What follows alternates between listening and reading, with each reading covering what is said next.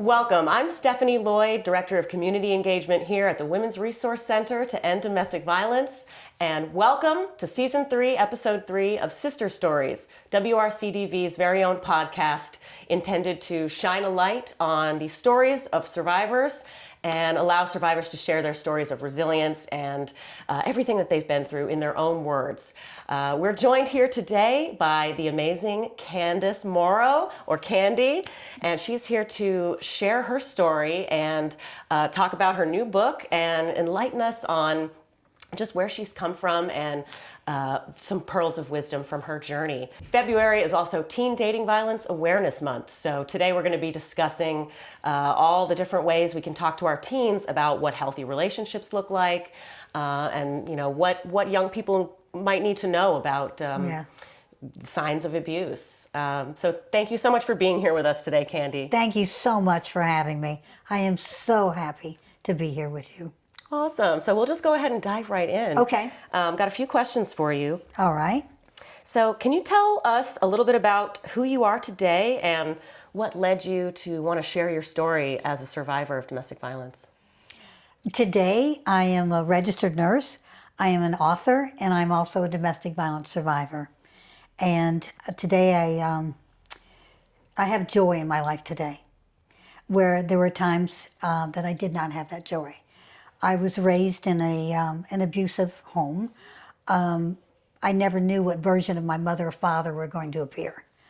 My father was an alcoholic. My mother was a Valium drug addict as well as an alcoholic herself. So I never knew what version was going to appear. So it was mental, it was physical, and it was emotional abuse. So I never really was able to have like a true childhood. And that kind of set me up to move into this marriage, this 13-year marriage of abuse. Because as I did not know that, I didn't know the difference between good and evil. I was never taught the difference between good and evil because they usually will wear the same face. Wow. And so that's how the grooming started with when I first met my abuser. His name is Richard in the book. But the love bombing, all that. And I was just looking for someone to love me. Right. Somebody to take care of me, somebody to love me. And he appeared in my life with the love bombing. I can't live without you.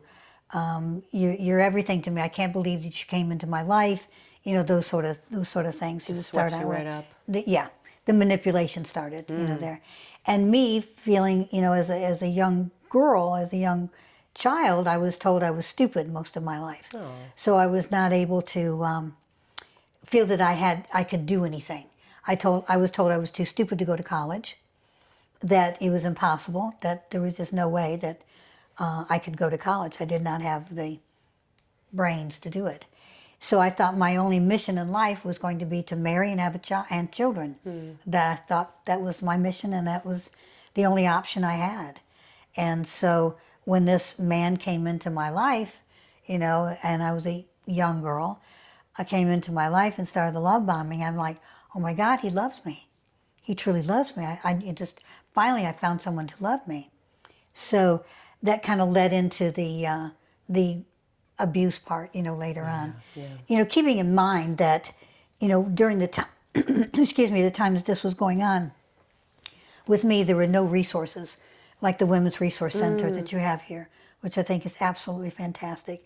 And I applaud all of your hard work that you guys do here. So there were no resources, for me to turn to. And so that kind of set me up for the journey that I was, I believe, destined to have to go on. Thank you so much for sharing that and for sharing your story today. I mean, it can't be easy to recollect and dig up those memories. That was the difficult part. I think that because I stayed silent for so many years, no one knew, not even my closest friends to this day, knew the horrific abuse that I endured. It was physical, it was mental, it was, broken bones, sawed-off shotguns. Oh my gosh. Things like that, there. And I never told anyone.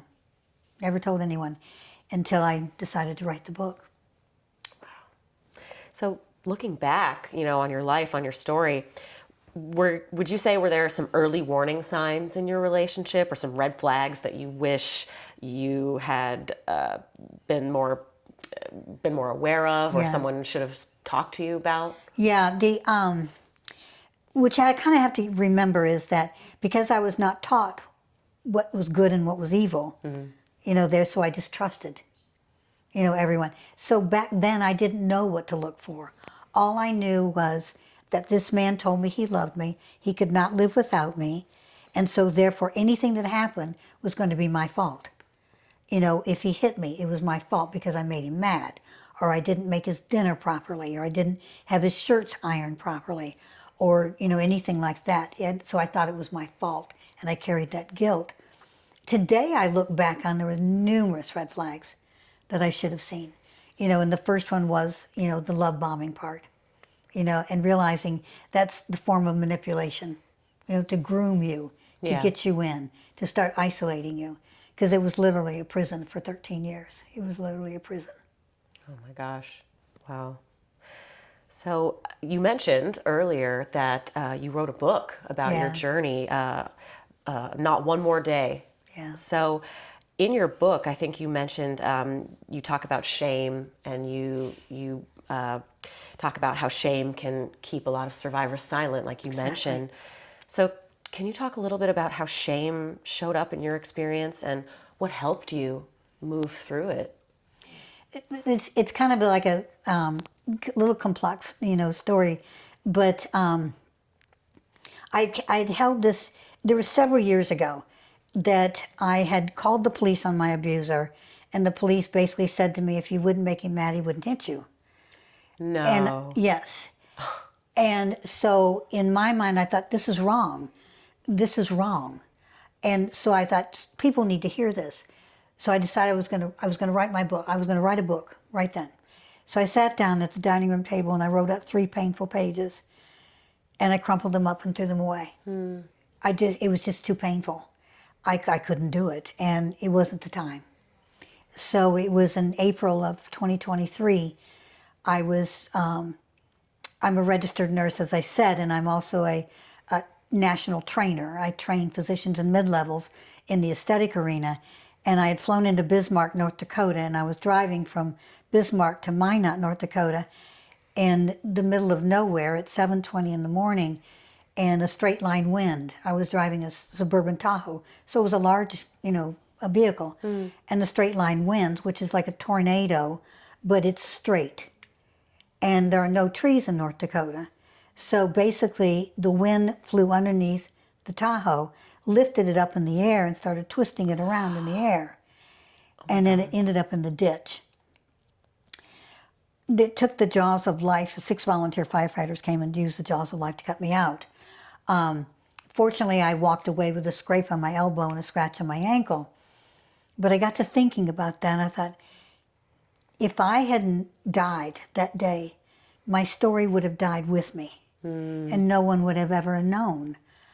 And I felt that it was, that time that it was like, okay, I need to start thinking about this. So it was a couple weeks later, I was walking down the hallway of a hotel and dragging my suitcase, and I was just getting weary. I mean, I spent 300 days out of the year on the road for 9 years. And I just said to myself, I'm tired. I don't want to do this anymore. I thought, well, what am I going to do? And it just popped in my head. It's time. It's time to write your book. So I walked into the hotel room and I said to myself, I can't write a book. I have dyslexia. I have ADHD. I can't do that. How can I do that? And I don't know what drove me, but I sat down on the bed, opened up my computer, and I started typing. And typing that story. And I wasn't sure I would remember a lot of details, but what was interesting is that some days I could write for 8 hours straight and not have interruptions. But there were other days that I could write a sentence or a paragraph, and that was all I could take. So I paced myself. It took me 2.5 years to finish the book. And like I said, I took it in sections. And it was like pulling in here today, going to be on this podcast. It made me think about the first day that I went to the studio to do the audio version of my book. And because reading the audio book, it started from the beginning to the end. So it was all in one piece. When writing it, you're writing sections and rewriting sections and so on. So that was the first time that I ever started speaking, out loud from the beginning to the end in the sequence of the book. And it took 6 days, to do that. But that's what reminded me when I was coming here. I'm like, okay, it's going to be okay. It's going to be a good day. Yeah. So yeah, that's kind of a long story short as to how I ended up writing the book. I wanted my voice to be heard. Yeah. I wanted the voices of individuals that were not speaking out to know that they're not alone. Because for so many years I thought I was alone. Mm-hmm. Even up until 5 years ago, I still thought I was alone. Because if I ever mentioned anything about when people would say, have you been married? Are you married? Or, that sort of thing. I said, no. They say, oh, I'm sorry you're divorced. And I'm like, I'm not. I'm sorry that I'm divorced. But it was hard for me to express to them or explain to them that I was in this domestic violence marriage that was horrific. And so I wanted to use my voice to help clean up some of that shame, to let women know that they're worthy, that they're lovable, that that they matter. That's what I like to use a lot, is you matter. So that was the main reason for writing my book, and also too it was cathartic. It wasn't too cathartic going through when I was writing it, but in the end, when I look at the book, and I see that, and I just it's like, okay, this is the beginning. This is not the end. This is the beginning of what you're going to use your voice for. That's wonderful. Thank you. Yeah. So, circling your story back into Teen Dating Violence Awareness Month, February is Teen Dating Violence Awareness Month. So, if you could talk to your younger self, or, give yourself a piece of advice, or what do you think is a piece of advice that teens or young people should understand most about dating violence and healthy relationships? Like, what would you tell your younger self? What I would tell my younger self today is I would sit her down and I would look her straight in the eye and I would tell her that she's smart, that she's lovable, that one day she's going to be able to use her voice to advocate for women. That's what I would tell myself. To speaking to the teen, portion of it there, my heart goes out to those young ladies. All these beautiful young women, walking around and thinking that they're to be dating and out into this world and so on. And it just, I want them to know that they're beautiful the way they are. They've got that inner glow that projects to, people of my age when I'm around them. I want them to know that love is not supposed to hurt. Mm-hmm. Control seems to be the biggest leading factor into teen abusive relationships. Because it's, like I said, you don't know that, it's hard to see the good from the evil face, because like I said, it sometimes masks and shows the same face. And so that's usually what the manipulator will do. It doesn't really start out with, asking you on a date and slapping you. Right. Or asking you on a date and raping you. Right. It doesn't start that way. It starts with the manipulation. Gradual. So be aware that control seems to be the biggest thing that we kind of overlook, I think, the teens especially, and as adults as well. And we see that on the phones too, like with the cyberbullying, or like when one partner wants to, let me see your phone, let me have your password. Exactly. Let me share your location with me all the time, that kind of stuff. Why do you want to spend time with your friends? I should be all you need. I love you so much. I cannot be you can't have you out of my sight. Mm-hmm. Why are you dressing that way? Control disguised as care. Correct. Yeah. Exactly. And that's what I would want them to pay attention to in the early stages. When they say, don't you love me? I love you. How can you love somebody in 2 weeks after you've met them? You know? Right. But they will manipulate you to where they gradually will pull you into their web. And I call it the prison, is what I call it, because that's what I lived in, was a prison. I call it into their prison. And once you're in that prison and you're isolated from your family, because your parents are saying, honey, you know, I don't think you should be dating him, or I don't think he's good enough for you, or that sort of thing. You know, that woman's gonna dig in their heels, and you know, hang out with that Do guy the even opposite. more. Yeah. Exactly. And so once they've isolated you from your family and your friends and so on, that's when the physical abuse usually kicks in. You know, there, and it will do nothing but progress. No matter what they tell you, as far as, I didn't mean to do it, I'm sorry this happened, I'll never do it again, they're not telling you the truth. I always refer back to Maya Angelou with her saying that says, when you see a person for who they are, believe them the first time. That part, that's great advice. Because they're not going to change. We talked about this a little bit, but what are some other red flags you can talk about? Like, what red flags do you see teens often dismiss as normal? Other behaviors that I think, or maybe not even teens, but like just, you know, young people in general. Well, I think it's statistics show that it takes 7 times for a woman to leave an abusive relationship. And people on the outside of the abuse arena do not understand that. And they use the words, you know, such as, why didn't you just leave? Or if it was that bad, That I would have you left. stayed, so it couldn't have been that bad. Exactly. I would have left the first time he hit me. You know, I don't know why you stayed in this. But they don't understand the complexity of this. And I can give you a couple of instances to where I was able to finally get away from my abuser. I had graduated from nursing school, and I was working as a nurse. I had 2 young children, and I was working 2 jobs. I work in an OBGYN office in the morning, and then I'd work at the Women's Hospital in Tampa, Florida, and from 3 until 11 at night in the neonatal intensive care unit. And being on my own for the first time and not really understanding how to fit into society, I didn't know how to act. I didn't know how to respond. I didn't know how to make friends. I was scared of everything. Severe fear. And so I think in my book, I believe I said it was like 6 months or 9 months. I can't remember at this point.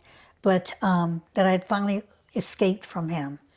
And then one day he called. And it seemed to be at the most vulnerable time that I had, where I was feeling, because I was feeling so defeated. I'm so tired. You know, I don't know how to fit in society. Am I doing the right thing with my children? All of these questions. And he called. And it was both fearful for me and also in a sensitive way. It's like, oh my God, he really cares. Yeah, that part of you that wants to believe that the good in them. Exactly. Yes. And so that's when I invited him over, or he invited himself over for breakfast. And he came over, and that was when I'm not allowed, I don't know if I'm allowed to say this on camera or not, but he pulled out a sawed-off shotgun and shot at me. Oh my gosh. And my children were watching. There. No child should have to see that. But what I'm trying to get at here is that even though you've walked out of the relationship, or you're able to escape, from the relationship, and you're staying in a safe house that the Women's Resource Center has set you up in, or whatever, you cannot let your guard down. Because if that person showed you who they were the first time, they're not going to change. But there is the complexity part of it is the codependency. Yeah. Comes into play there. They can show you different masks and different ways. That's the manipulation you were talking about. Exactly. To pull you back in. Exactly. But it's an agenda behind it. That's always an agenda. Always an agenda. And after he shot at me, he said, now you're going to quit working as a nurse. You're going to do what I tell you to do, when I want you to do it, and how I want you to do it. After I had fought through nursing school while being beaten by him while going to school, now he's going to tell me that my nursing career is over. What did you do? My nursing career was over. Really? For a short window of time. That took on another beast, is what it did. He had completely isolated me at that time, except for maybe once in a while my aunt and uncle. I didn't have any family. Like I said, I didn't have any parents. My siblings were spread all out.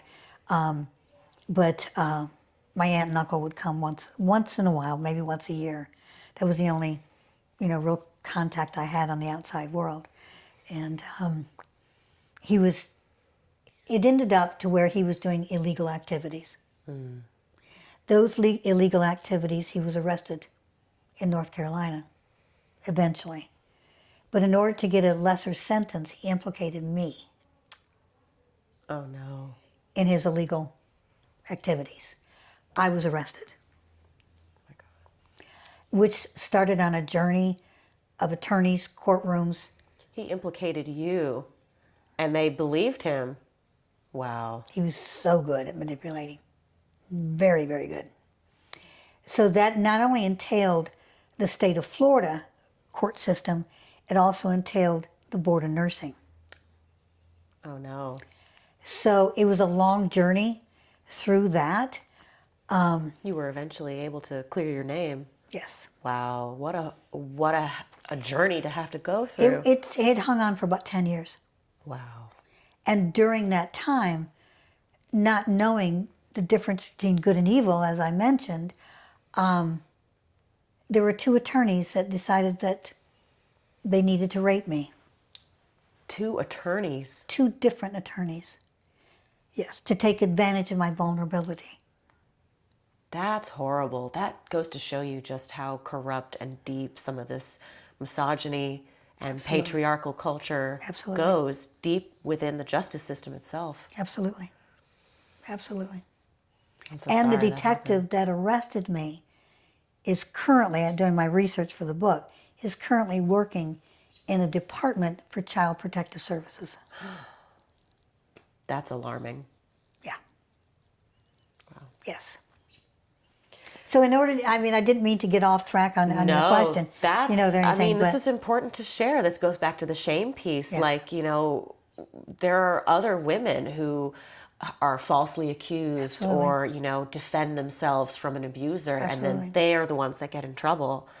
Because that tape plays in your head. I should have known better. I should have did better. Why didn't I know better? Right. The blame is placed back on the victim instead of asking, why did this abuser behave this way towards me? One thing we really, want all survivors to know is like if something violent happens Absolutely. to you, it is not your fault. Exactly. It's the other is the perpetrator who perpetrates violence. Exactly.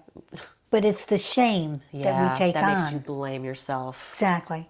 And when I walked into the set, when I had to go before the Board of Nursing, there just happened to be 2 nursing schools that attended that hearing. Wow. So there was over 150 people in the room when I had to go and stand before a mic and tell them my story. One of the panelists, they were all professionals, one of the panelists, that's what he said to me. Why didn't you just leave the marriage? I clenched my teeth so hard I thought they were going to crack. It's just not that easy. No. It's not that simple. No. And that's why I don't think that people really understand the complexity of this. I call it a disease. Especially if there's children involved. Absolutely. Because they'll threaten, which that's what he did also too, my abuser, was that he'll take the children away. And that's what he tried one time when I had left just to go out to do some errands and so on. He called the police and told them that I'd left my children, I abandoned my children. Just any angle to make you look like the villain. Absolutely. And that's something that you see with people who have abusive tendencies is, every projection is a confession. Absolutely. They're going to blame you for the horrible things that they themselves are doing. Exactly.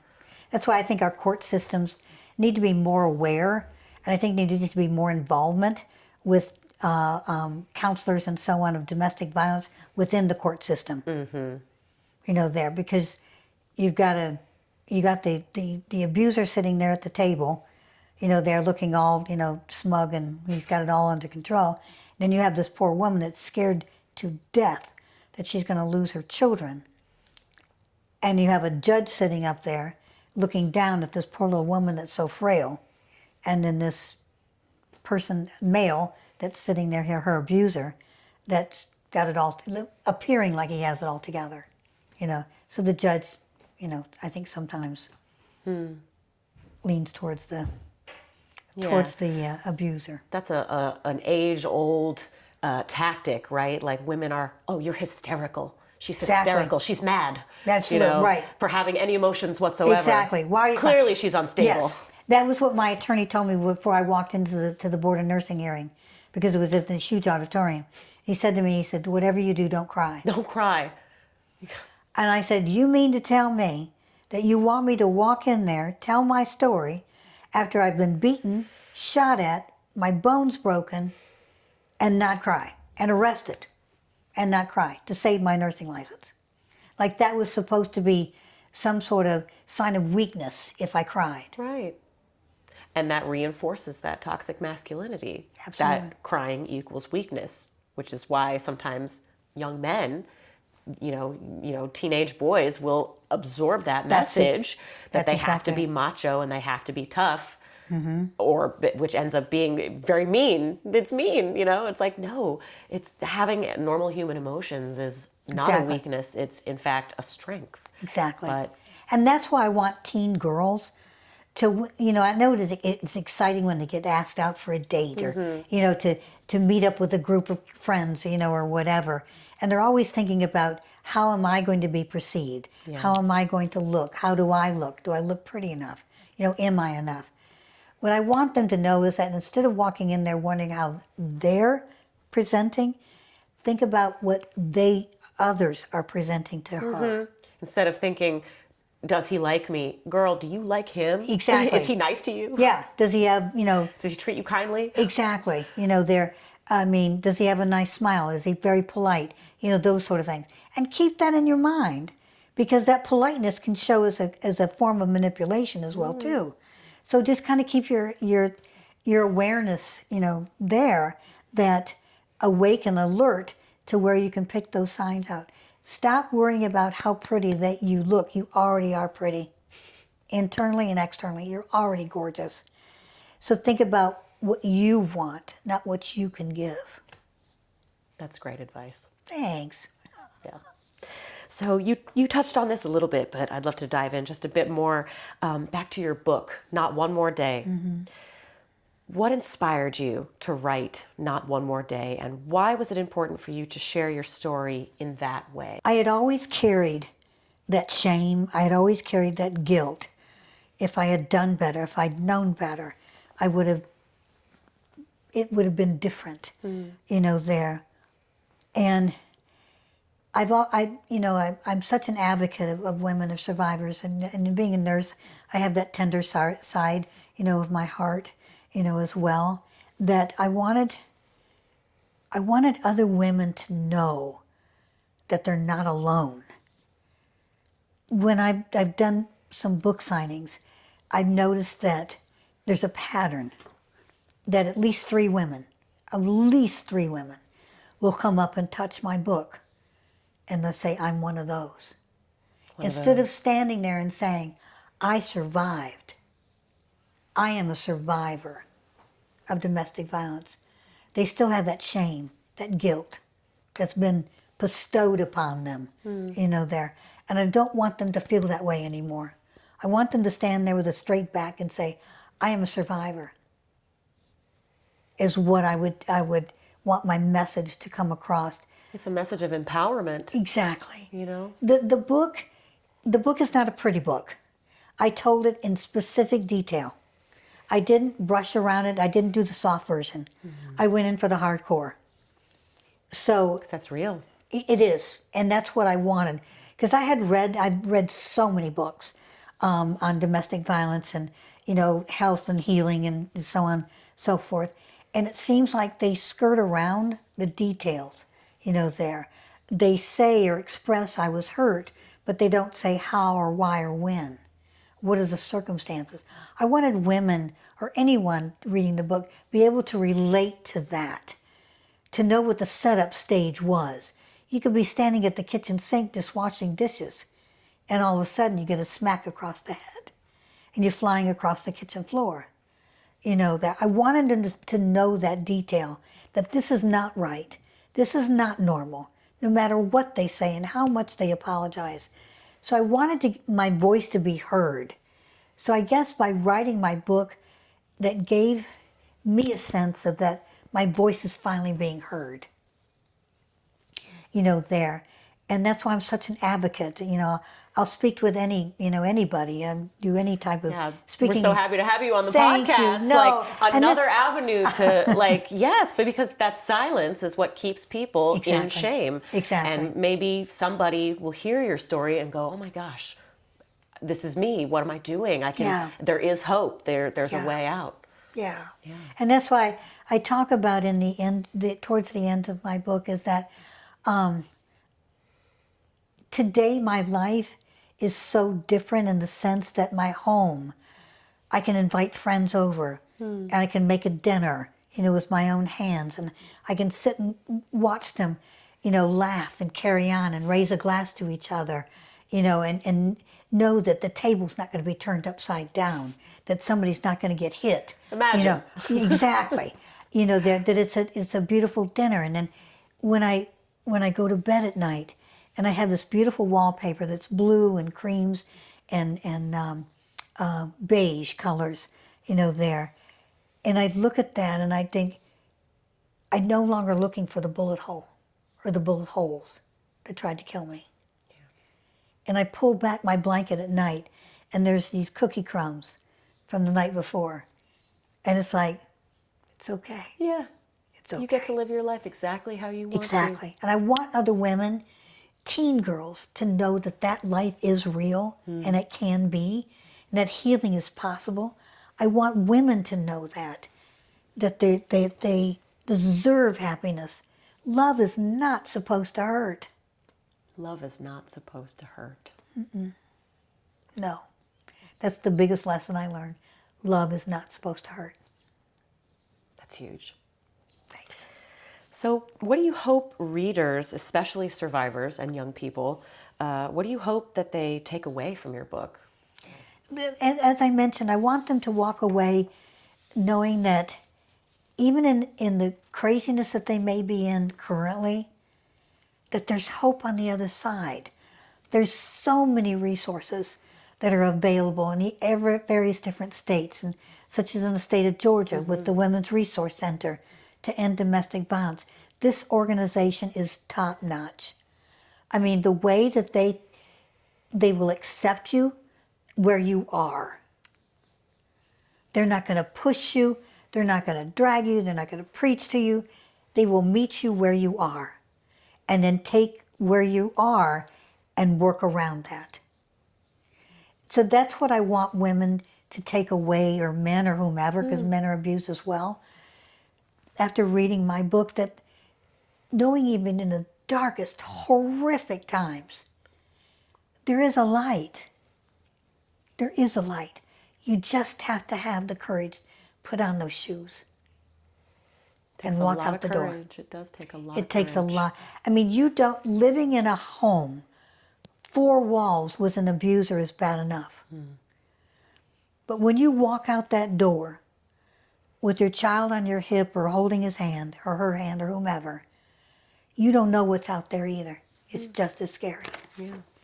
And that because of organizations like the Women's Resource Center, they make it not as scary. And that there's love. No one is supposed to be hitting you. I don't care who you are. Absolutely. Violence is not the answer. And, we that's our entire mission is to try to, use our various programs and Absolutely. preventative measures and all of the different avenues to try to create a society in which violence no longer exists.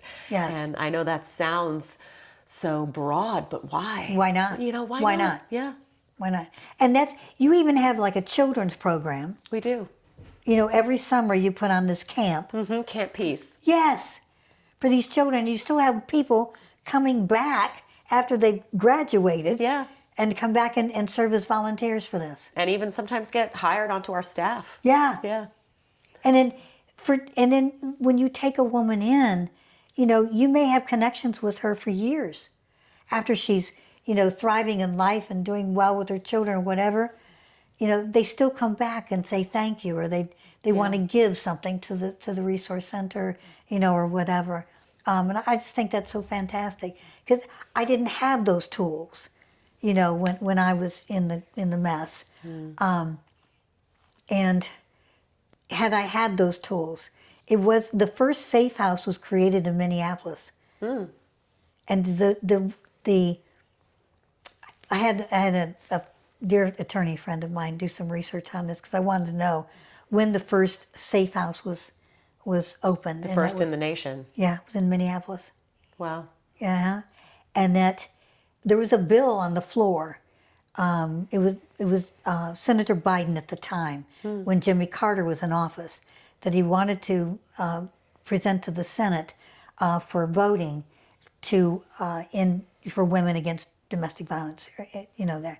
I don't know the exact title of the bill right now, but it was something about women, against domestic violence, and it sat there for years. And Congress just kept pushing it aside. And it wasn't until 1994 that it was President Clinton at the time, that he was running for office. He ran it on that was one of his platforms. It was signed in September of 1994.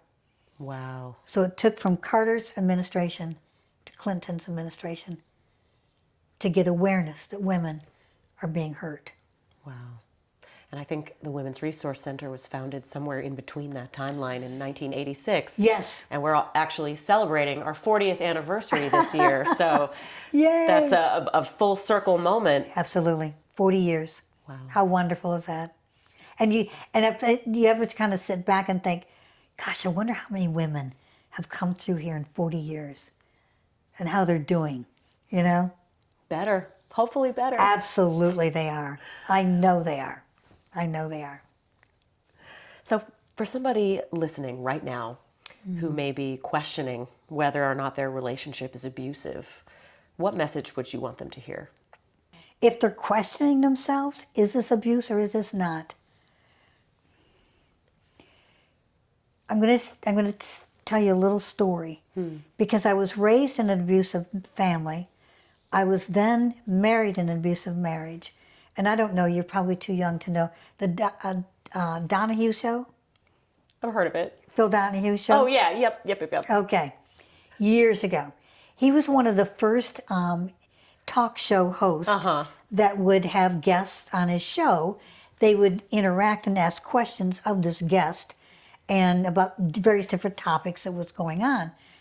And there happened to be the one day that I had the TV on, and I was putzing around the house, and there was a panel on there, and he was asking me, he said, well, if a woman's being abused, what should she do?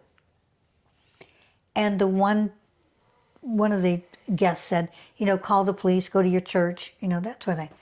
And I thought, am I being abused? I didn't know. I thought it was normal to be hit. It was normalized in your early upbringing. Exactly.